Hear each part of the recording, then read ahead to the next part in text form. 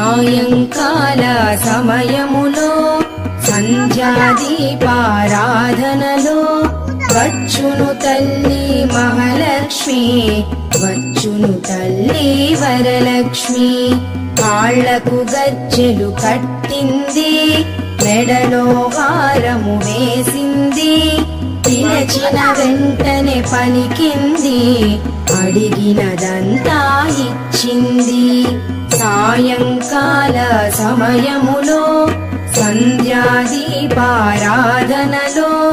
వచ్చును తల్లి మహాలక్ష్మి, వచ్చును తల్లి వరలక్ష్మి.